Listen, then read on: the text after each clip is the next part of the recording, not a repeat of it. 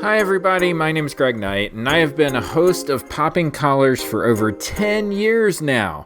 During that time, I've had the privilege to talk with several people from the entertainment, academic, and religious worlds through our spin-off pod, Under the Stole. Every now and then, I have a guest on to talk about their new movie, documentary, book, or whatever other project. It's a great opportunity to dive deeper into the stories of some really talented artists and thinkers while learning more about what drives the creative spirit. So keep things under the stole with me and my guests right here on the Popping Collars feed.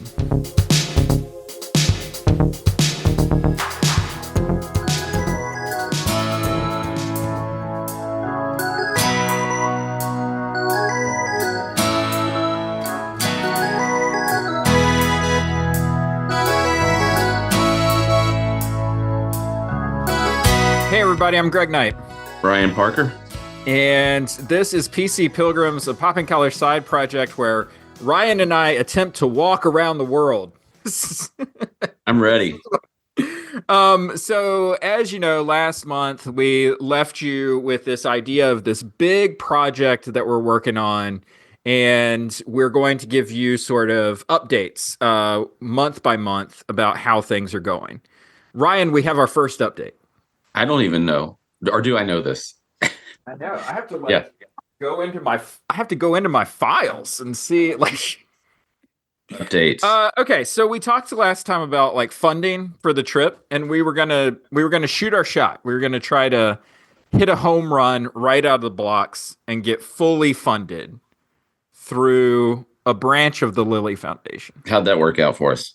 Well, I have the Lilly Foundation's response right here in front of me. Dear Mr. Knight, thank you for sending an inquiry to the Lilly Endowment regarding support for your project. We have received an exceptionally high volume of inquiries in recent weeks and are grateful for your patience. My colleagues and I have carefully reviewed your letter, and I'm responding on our behalf. Your letter describes the important mission, blah, blah, blah. This inquiry seeks funding to support your participation in and documentation of 3 religious pilgrimages. Although your project proposes to contribute to our shared understanding of religious pilgrimage, it falls outside our current funding priorities. I must regretfully inform you that we will not be able to respond positively to your request. AI wrote that response. I know, it referenced everything in my letter as if I had written it. Yeah, I think that was an AI response. Yeah, and that's okay. So actually, this was something that we kind of anticipated. This was like a let's shoot the moon first, like you said, and then exactly. We'll go back from there. So we kind of anticipated this response. But what it means is that the focus now is, instead of trying to fund 3 pilgrimages back to back to back, all within a 3-year span, we're going to focus on one at a time. And the one that we're kind of focusing on right now is a Camino de Santiago trip, because that's the one that everybody wants content on anyway. It's the granddaddy.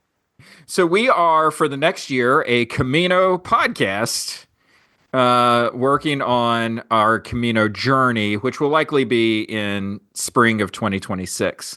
So what does our podcast look like going forward? Well, this very episode is going to be one of those departures. We've got an interview with a representative from the Berkeley Art and Interreligious Pilgrimage Project. Would you like to tell me what that is? I'm learning about what this organization is as we speak. That sounds great. The Berkeley Art and Interreligious Pilgrimage Project, or BAIPP for short, is actually it's an offshoot of our former consortium of seminaries, the Graduate Theological Union out in Berkeley, California. Yeah.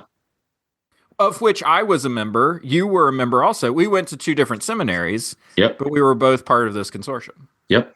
As a matter of fact, Ryan, you know what? We don't really have a lot of your background. What was your graduate work in seminary? MDiv at Wake Forest University, and then Religion in the Arts PhD with a focus on film at GTU. Oh, at the Dominican school. Yeah. And so our guest is going to be Michael Drell, who is a current student at Church Divinity School of the Pacific, but has worked on creating actually a pilgrimage in the Bay Area that takes you to various religious sites along the way, and also has a component to it where you do a service project as part of the pilgrimage. Oh, that's and within the Bay Area. Yeah. That's Yeah. really interesting. Yeah, it's called the Gubbio Project, and you learn about the plight of people who have nowhere, who are houseless, and ways that you can help along the journey. So That's really cool. yeah, it's really neat, right? Which there are elements of that in the broader history of pilgrimage too, right? Of acts of service along the way. We can tell people. I unfortunately am missing out on conducting the interview, but I'm very much looking forward to hearing more about Michael's work. Yeah. So we'll have an interview this month. Next month, we're going to be watching a movie. We're going to be talking about The Way, something that we referenced early on in our podcast. It's the Emilio Estevez directed, Martin Sheen starring movie that was basically opened up the floodgates to American pilgrimage. And that's kind of going to be our pattern going forward. You're going to have 1 month where it's Ryan and I talking about an aspect of pilgrimage, 1 month where we do an interview, and 1 month where we look at a popular art portrayal of a Camino journey or a pilgrimage journey. Yeah, and there are surprisingly there are enough of those to see us through a year for sure at that schedule. So, I mean, handful of movies a lot of people know, but The Way is a great place to start because it's been so influential, as you said, for particularly Americans. But I mean, anybody, if you walk the pilgrimage and you meet people from around the world, they know that film. So, Ryan, a little bit of a setback. It happens. It's a blister. It's a blister on the walk. Here's what I can tell you about Caminos. There's going to be blisters. There's going to be things that are in your path that you're going to have to go around. And occasionally you're going to be walking in the wrong direction and you're going to have to go back. Even though there are signs everywhere. So treat this journey like it's that journey and we'll be fine. Ryan, it's good to check in with you. Yeah, you too. And I'm going to pitch it over to my interview with Michael Drell. The Gubbio Project is something that the Franciscan Fathers started back in 2004 as a response to the fact that there were a lot of people who seemed not to be getting into shelters, and instead they were spending, their nights out on the streets, just kind of lying around, and then in the daytime they would just be in front of the church or in front of stores or in front of, on the sidewalk sleeping. And so in 2004, the Franciscan Fathers invited them into the church to come in to lie down and to get rest. And from there, the program developed into where we would do outreach for folks and actually try to get them hooked up to services in the city. So, like, as the conversation kind of flows, I'll just edit it in. But where are you now? Like, where are you from? And where are you currently? Okay. Well, I'm currently in Nichols Apartments, which is the student housing of CDSP, Church Divinity School of the Pacific. I lived at Nichols Seminary. Right. Yeah. So which flat were you in? Where were we? We were in 13. We were above the downstairs apartment. We were the apartment above that. So the one that was next to the laundry room. Oh, wow. We were the one bedroom that was above that. So. And was anyone living in the one next to the laundry room back then?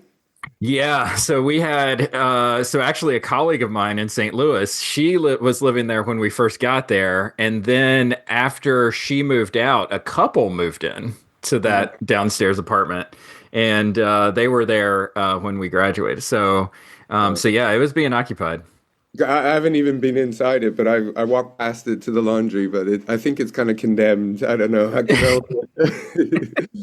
it's been very... Sorry, I didn't mean to cut you off. Nichols made me excited. Yeah. Yeah, it's a beautiful, building with a lot of original 20s stuff. You can see my lovely mission style ceiling and everything, but it's not, as you probably remember, it's not insulated. And so when there's a cold snap, it's crazy. And our heating Hmm. actually broke. So during the GOEs, the general ordination exams, Hmm. um, we had to get up quite early because they're starting, a more East Coast time, and we had no heating, and so it was like I was up at 6 trying to type this exam with my fingers frozen, and it was pretty crazy. But yeah, it's a beautiful building, and it's been a blessing to live here. So we're here in Berkeley. I'm from kind of all over the place. I was born in Washington, D.C. Grew up there a lot of the time. I was at boarding school in Massachusetts, and then back in D.C. And then I was in the UK for university and for many years of work. Then I emigrated to Australia under a visa program that probably doesn't exist anymore because it gave preference to British people. And so I lived in Australia for several years. And then I started working with horses full time at one point. I was actually in a big car accident. It's a long story, but my life kind of had to change. I couldn't, to be honest, sitting at a desk and like speaking on the phone and typing and stuff like that was actually way more painful than physical work for Oh my my gosh. injury. So like working with horses and kind of working with my body every day was how I kind of restored my physical health. It wasn't going to happen if I was just at a desk. So I left and started hoof care with horses full time and traveling around. There's a lot of money in horses in New Zealand, and as an Australian, I can work in New Zealand. So that's where I would go to work hard, and then I would go to Mexico to chill out and restore my body again. And I was able to live there well on the savings from working very hard for a few months. Wow. So you're like a global citizen. You're just kind of all over the place here. Yeah, it's funny. I don't believe in national identity, and I kind of have always felt like it can't be real if this is my body and my life because I have three Hmm. passports. So what am I supposed to feel an allegiance to if one over the other? It just didn't ever make sense to me. Well, that really sort of fits in with our theme for this conversation, which is this idea of pilgrimage and this idea of being a stranger, right? Like Yeah, kind of wandering the world. So, yeah. what was it that piqued your interest in the idea of religious pilgrimage?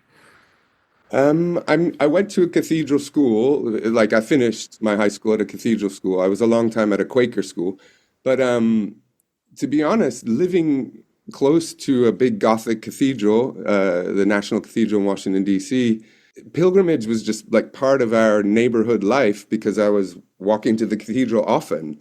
The gardens of the cathedral were where I went to meet my friends, or where I went to walk the dog, or where I went to have a walk with my brother or my parents. So the movement towards holy sites was very much just part of my life, I guess. And so whenever I was anywhere else, I would go to the cathedral if there was a cathedral, or like even in Malaysia, I went to the mosque, and in Borneo, I went to the mosque. Um, I just feel like, and also cemeteries, like national cemeteries. I feel like a lot of the times I've been visiting somewhere, I'll go to it's more interesting to me than the Parliament Square or the White House or the whatever, the Mhm. government stuff.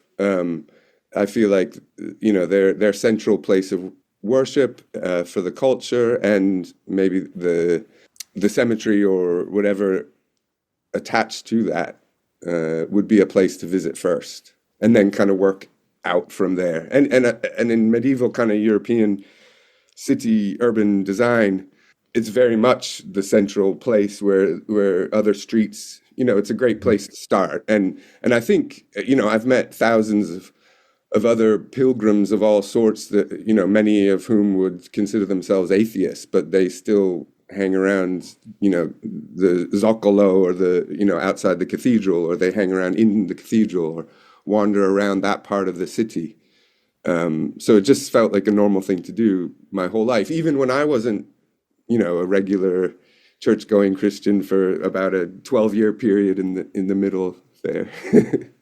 So the Camino is, one of the famous pilgrimages that we talk about a lot on our show. And anyone who's ever walked the Camino de Santiago on any of the tracks can tell you that all those little towns that you go through, the church is sort of the hub of the wheel, right? So it's like, all these little spokes all go to the center of town, and that's where the church is. Yeah, and it's sort of this destination point. Yeah. And I love the fact the way that a culture can, I don't want to say utilize, because I'm pretty much anti-utility, but the way the culture inhabits and relates to and engages with their cathedral throughout the week. It's not just a Sunday thing. And I guess the American model of I have my secular life and then I go to church on Sunday and I drive there and I chose it by shopping around and whatever they call it, dating different churches. And like, for me, this is so absurd. Like, I think much more in a geographical way around a parish. And if you're, in a city, and my definition of a city is with a cathedral, like you can have a town that's huge, hundreds of thousands, and then you could have a cathedral city that only has 50,000 or 30,000, but that one's a city and that one's a town. So anyway, if you're in a city, then the cathedral is often your parish. Yeah, I love this idea, and I want to come back to it. This idea of like, the church property is like cultural center, because I do think like that's a little bit of what we're touching on, and I think that that's a really important idea when it comes to religious pilgrimage. I want to sort of take a little step back though, and because you were referred to me by the Berkeley Art and Interreligious Pilgrimage Project. And I kind of want to establish, like, what is that and how did you get involved with it? Okay, so the BAIPP, or Berkeley Art and Interreligious Pilgrimage Project, it's part of the GTU, so the General Theological Union, of which my school is a consortium member. And there are several seminaries and other religious institutions. It's an ecumenical and interreligious consortium. Dr. Catherine Baruch, who has been an instructor of mine for several classes, and actually this term I'm in her Marian art class, which I've been waiting for several years. And she also is employed by the Jesuit school, JST. So they started a project that is based on art and pilgrimage and the kind of the overlap and really, you can't have pilgrimage without art, and art without pilgrimage. I mean, when you're on pilgrimage, you see representations of art that can vary from someone put like a heart-shaped rock next to a tree, all the way to magnificent icons in cathedrals. I got involved as a student, like board member, student advisor on the board. Of which there are several of us. It was actually a special reading class that I was taking with her that semester back in, I guess this is 2022. That seems like 20 years ago, but it's only a few. And so I was doing a class with Dr. Baruch, and I developed the pilgrimage, I forget what it's called. It's like Pilgrimage of Care and Healing, I think. Which was my entry on the website. And I recommend engaging with the website. I'm not much of a technological person, but there's a lot there that you can explore and interact with. And the idea is that the pilgrimages are constructed and offered, and then they can, other people can take those routes or learn from them and be influenced by them and develop something for themselves. They're very diverse. Some people wrote music for labyrinth walking, or people went to all sorts of different cultural sites that have significance and mean pilgrimage for them. My name is Catherine Baruch, and I teach art, history, and religion at the Graduate Theological Union in Berkeley, California. To me, contextual learning means bringing students into spaces of encounter. Sometimes objects are not meant to sit static behind glass. They were made to be touched, and some are even ephemeral, like a sand mandala that is created and then dispersed. The Bay Area itself is home to museums that foster the study of sacred art, like the Asian Art Museum of San Francisco, the Contemporary Jewish Museum, the Museum of the African Diaspora, and the De Young, just to name a few. But beyond that, there are also active places of worship that invite visitors and pilgrims.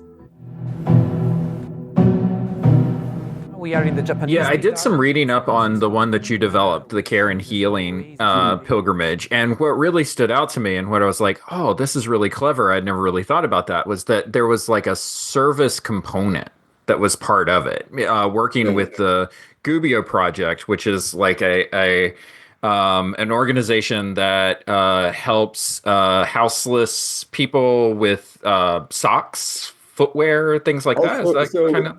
The Gubbio Project is 5 days a week, I think, maybe even on Saturdays, but I'm not sure. But in the nave of in the main worship space of St. John the Evangelist in the Mission in San Francisco, they clear out all the seating and put cots in.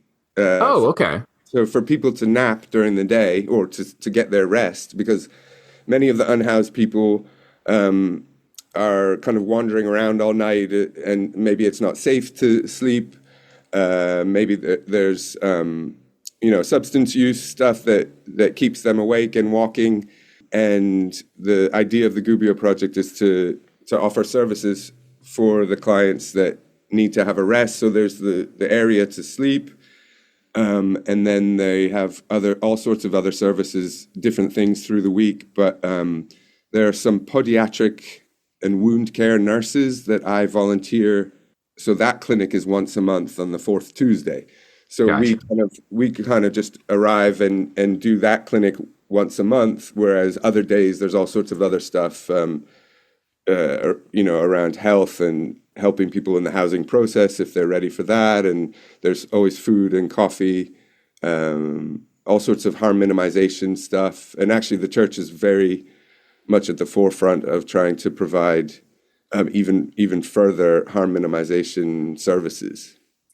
It's just such a smart idea. And I'm thinking specifically of walking pilgrimage, and we'll get into, you've already made mention of like other ways of doing pilgrimage, which I kind of want to pick your brain on. But, for most folks, whenever you bring up the idea of pilgrimage, they're thinking of like long walks, long hikes and stuff like that. And personally, you're thinking about your own feet and how they're falling apart on you, and like blisters and toenails falling off and like all of this stuff. And so this idea of like caring for the feet of others, while you're on your own trip, it creates this natural sort of bridge, of humanity there, which I think it's a very old tradition. I mean, many of the San Rocco, Saint Roque, or Roque in Spanish, was a pilgrim. So many of the saints of the pilgrimages in Spain or in France have a care element already. Like a lot of them, that's really how hospitals emerged, for pilgrims, whether that was people walking to Jerusalem or people walking to Santiago or Walsingham or wherever. Healthcare facilities emerge along these routes because, like you say, people's feet get wrecked. Or, one thing I noticed on the Camino de Santiago especially were a lot of memorial photographs of mostly people on bicycles, by the way, everyone listening. It's a dangerous way to travel. Yeah. That struck me. And also all the stories of these saints that were walking along in France, and then there was a plague, and so they stopped and started to help look after people who were sick. And I don't know if the story of Saint Roque is important to me because I named my dog Rocco, but he basically was a pilgrim, started to become a nurse as people were falling ill. He then got sick, went into the woods to die. And then this little dog comes out of nowhere with a loaf of bread for him and licks his wound on his leg. So you'll often see him depicted in art with his kind of skirt lifted up and a wound on his, Oh, nice. So the dog healed him and fed him, and then they go on to have adventures. Depends which story you want, but one of them they get arrested as spies and thrown in a dungeon together, and they're martyred together, the dog and the saint. Like in Burgos in Spain, Yeah. the medical school is kind of like along the path of the Camino de Santiago. When you go out, when you're leaving Burgos, you pass all the medical school and stuff, and then the rest of the university kind of emerge from that, and it's a modern university. But there's lots of, ancient hidden pilgrimage, not hidden, but off the track a bit. You'll find all sorts of chapels and things that were original to this ethos and this impetus of caring for other people on the way. So with the BAIPP, what is the ultimate goal of that organization in your experience working with them? Is it to sort of academically study the work of pilgrimage and what it is that you're doing, or is it to sort of promote and encourage creation of pilgrimage opportunities the way that you did with your care and healing? I think both and Okay. more. Yeah, like I think it's a multifaceted kind of, I don't know, goal, but it's an institution that is looking academically and spiritually and creatively, and it's about learning about what already exists and looking towards what can happen and what can be offered to others. The benefit to a person on pilgrimage is that you're moving towards I would ... with intent. I think that's the difference with wandering. And I think that the processing and the praise and grace and neighborly help, like we're talking about with care, all of this stuff emerges along the way once you start and once you intend and then once you take a step. So I consider walking to church a pilgrimage, and I encourage people to walk to church, even if, once you're walking through the door, that's a pilgrimage. The processional aspects of the architecture of much of Christendom have been based on the movements in the space and those as pilgrimage towards the altar, or around a labyrinth. These movements are just, for me, important physical ways of praising God and living on this planet and being in creation. So it's hard for me sometimes to be analytical about it because it feels like the most normal thing. I don't understand why people are doing anything else. Well, But, increasingly, people aren't doing much of anything else. One of the reasons that we started this pilgrimage project is just the exponential growth of sort of pilgrims around the world. And again, we're thinking specifically of like hiking pilgrimage, but like obviously the Camino de Santiago is sort of gets the most press because I think that it has sort of culture built into it. There's a lot of documentaries, there's movies, there's a lot of YouTube channels, and it's this thing that has a really sort of strong infrastructure built into it. So it's easy for people to do it and know that they're going to have a place to stay and something to eat and like all of that stuff. The infrastructure is key because it's very easy, and because it's such a well-worn path as such, for all sorts of reasons throughout history. But I think now it's really the accessibility for all sorts of walkers. Or I'm interested in your term hike. I'm not sure what you mean and why you use that instead of walk.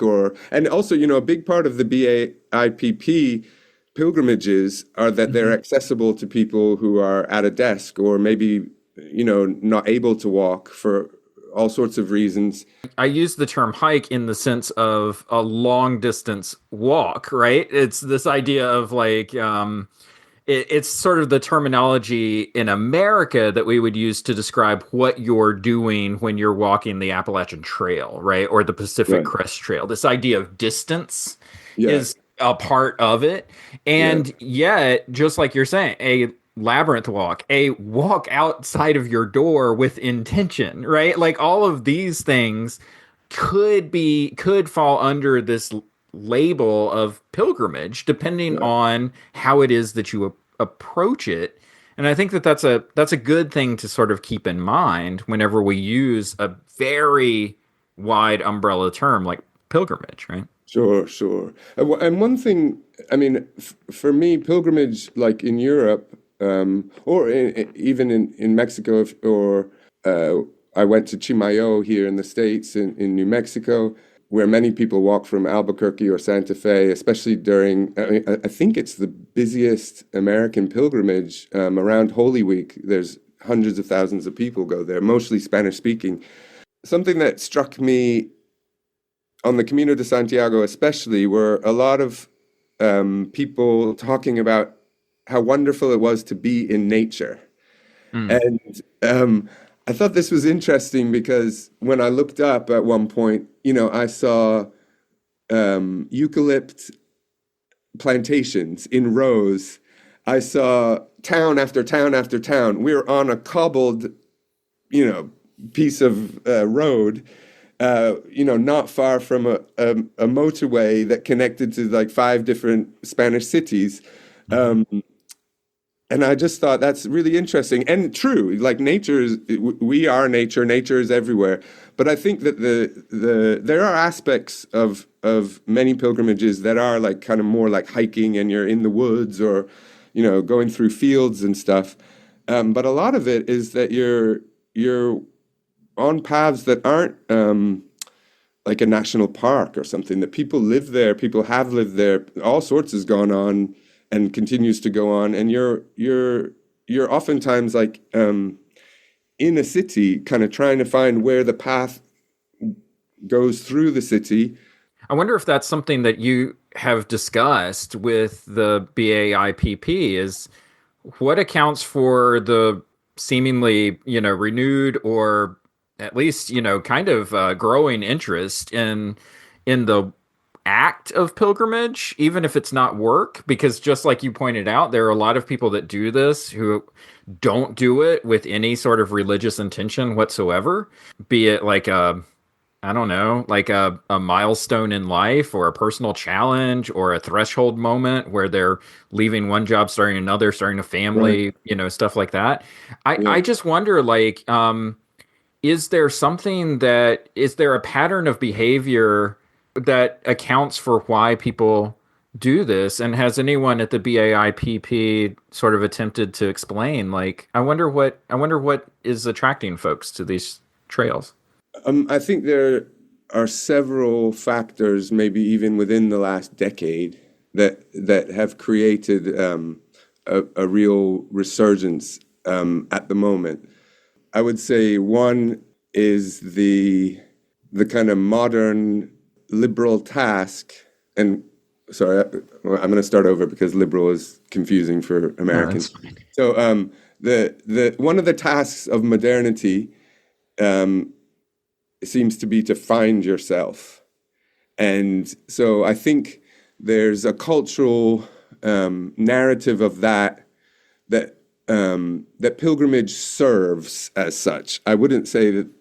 I would hope that most people have a kind of different take on even that task of finding oneself once they've actually been on a pilgrimage.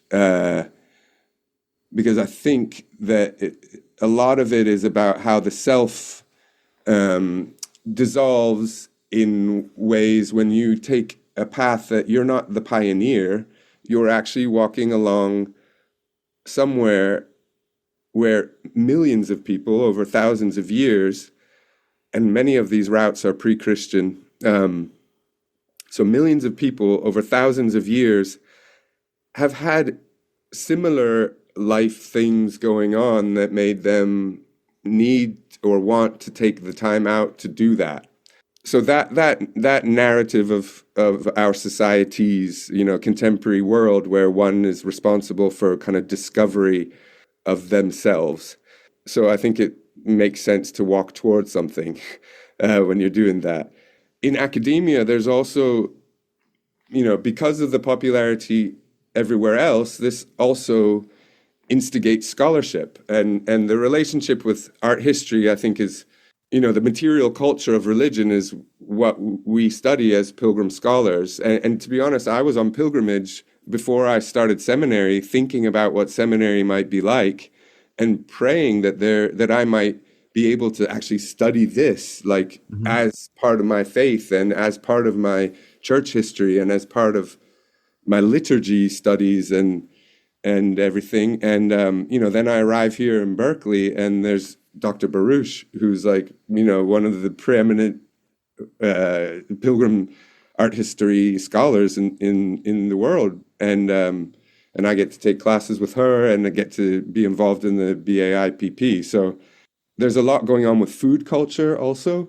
If you walk in Spain, you're going to come across a lot of wine and a lot of cheese and a lot of, like, all sorts of other beautiful things. Fried, fish, fried things. You're going to hear old men, at 9 a.m. While you're drinking your orange juice and coffee and eating a croissant, there's going to be an old man singing and already drinking alcohol. And, you're going to see people that stop, after lunch. They might only walk another hour. So the idea of, like, I think part of the problem of the popularity is that it becomes like a fixed thing. And because of the way that work contracts, work or don't work in this country, people have limited time off. And so the idea of being able to, there were no North Americans really when I was there because of the COVID shutdown. So it was a lot quieter than normal. I met some Americans that had either dual citizenships or they had other passports to be able to get into Europe.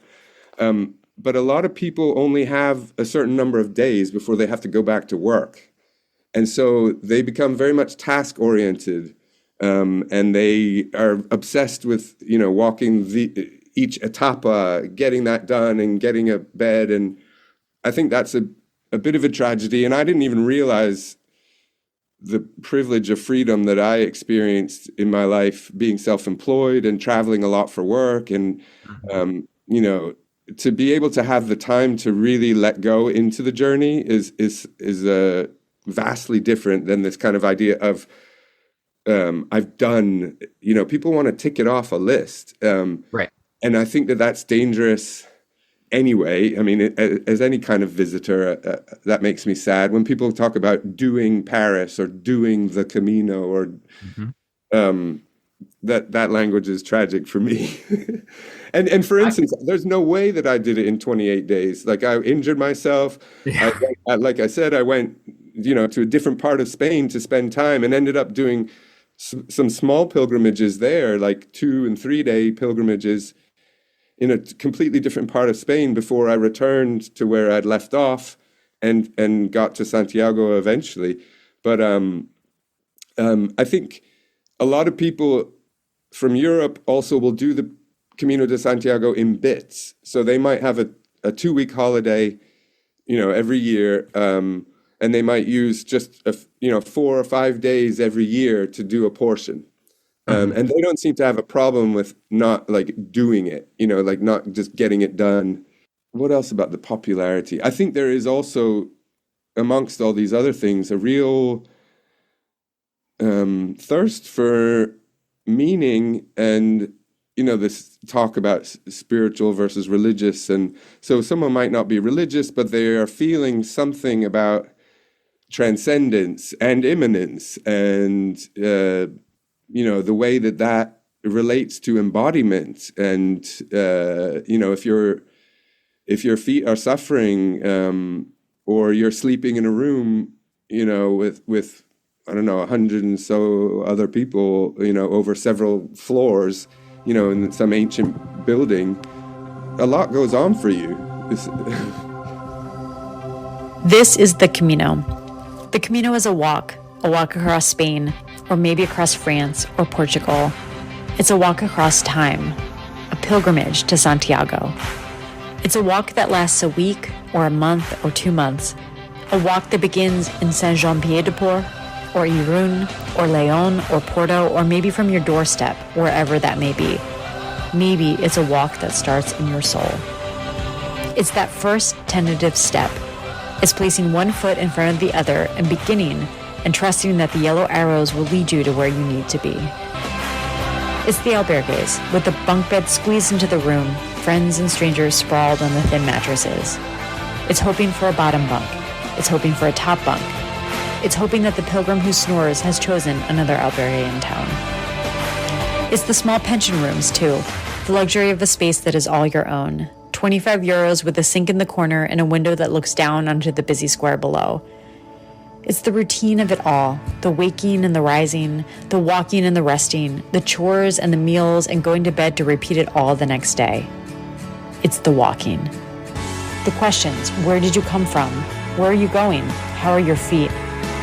It's the community of pilgrims that run in a long line across all of Spain, pilgrims from around the world, and you are part of it. You learn a few words in a dozen different languages as you walk with friends from Spain and France and Germany and South Korea and Australia and Hungary and the Czech Republic and Ireland and Italy, Japan, Brazil, and the Netherlands. Friends from California and Minnesota and Florida, and sometimes even a friend from your own town. It's sharing a meal with these friends, everyone pulling a chair up to the table, room for another and another.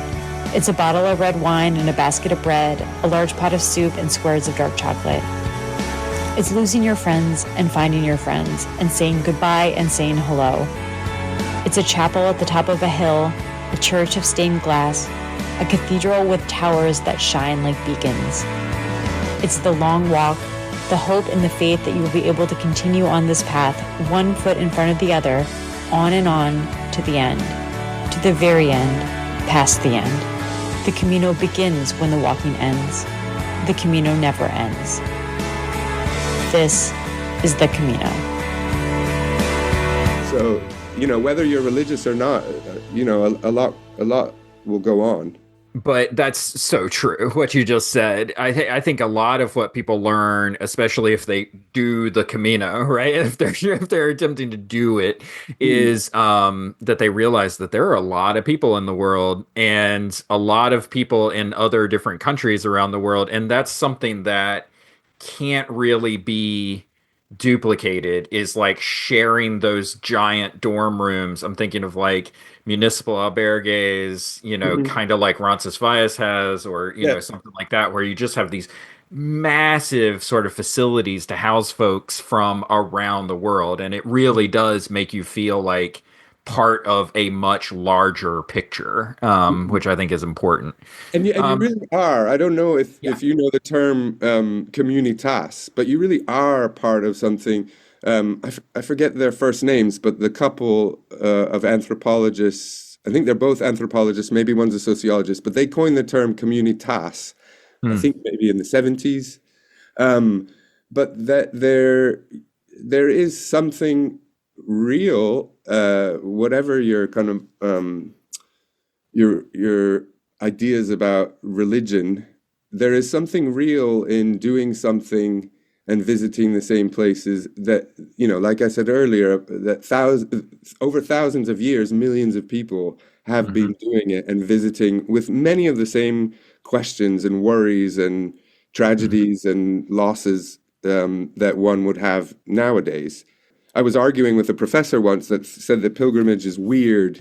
He doesn't consider any one place more holy than another place. And I was like, I don't think that it's about God's presence, but it might be that, that millions of people, of faith and of searching, that has some kind of physical effect on places on the planet. And I think it's kind of absurd and a symptom of a bad form of Protestantism that we want to take that away from our bodies and from creation and from this planet. I'll get you out of here on this. When you think about pilgrimage and you think about all the various pilgrimages that you've done, is there a particular story that always sort of stands out to you that you like to tell? I'll go. Okay, there are several, but like I mentioned earlier, when I was walking on the Camino de Santiago, and it was really my first chance to do a multi day. This was like the pilgrimage of my dreams, that I hadn't had the space in my life to be able to approach. And I took way too much stuff in my bag. I was living in Mexico at the time, and I brought rice from Morelos, which is like the best rice, but I had 2 kilos of that. I had a Book of Common Prayer. I had a Bible. I had like a novel. I had all sorts of little, I'm definitely a pilgrim souvenir collector. I just had too many clothes, and I was not a clever, hiker. And I wrecked my Achilles tendon on both sides. And as I was hobbling, there were some people from Spain that I had met actually on the first night, when I arrived in Saint Jean Pied de Port, on the French side, where many people begin. So I'd known them for several days, and I always was under the understanding that they weren't going all the way to Santiago. But anyway, because of my injuries, they had spoken to their friend at home who was a physiotherapist, and they invited me. They'd driven up to start the pilgrimage, and so they invited me to come back with them, and they had a place for me to stay, and the physiotherapist treated me several times over a couple weeks. And so I guess one of the beautiful parts of that story is that I got for the first time to do a pilgrimage where I just left from the front door. So the house I was staying at in Murcia, where they lived, there was a route that began pretty much from it was like a recreation track in their neighborhood. And then once you went a little bit further, it went behind the kind of shopping centers and out through suburbia. And then it was a pilgrimage route to Caravaca de la Cruz, which I'd never even heard of. And it's one, apparently, in the kind of Vatican list, or in the workings of the Roman Catholic pilgrimage world, it's one of the very important ones, including Jerusalem, Rome, maybe even technically higher than Assisi. But there's a piece of the cross, I think brought back by St. Helen. Anyway, there's this walk that is not busy. It's also hard for me to compare because it was COVID times, but I was walking alone all the time, except that one of the guys who lived in the house, he wasn't one of the people I met originally up in the north of Spain. He was one of their roommates. He also had a few days off work and was going walking, but he left 2 days before I left. And he said, and he took a tiny little backpack, like one of those drawstring things you get free when you join a gym or something. Yeah. And he didn't take a phone. And I was like, and he said, I'll meet you. I forget the name of the town, Bula or something, but before Caravaca. But he's like, I'll meet you. I'll find you. And there's a monastery we can stay at. And he was going to kind of like meet me part of the way and then kind of take over leading. And I thought, this is crazy. Like, he doesn't have a mobile phone. Anyway, of course, I'm walking along, and he just comes up behind me, and he's encouraging me because I'm still in a lot of pain and struggling. And we got to this monastery. We were the only people besides the caretaker, because the nuns, it was a convent, sorry, the nuns had left the year before, or a couple years before, in a dispute over a painting with the Marxist mayor. Was trying to take the painting from the convent and put it in a municipal museum. The nuns thought, no way, took the painting and all left. I think they went to Sweden because they were related to St. Bridget or something. Anyway, the nuns escaped with the painting, and this enormous ancient convent was empty except for the caretaker and his son and me and my friend.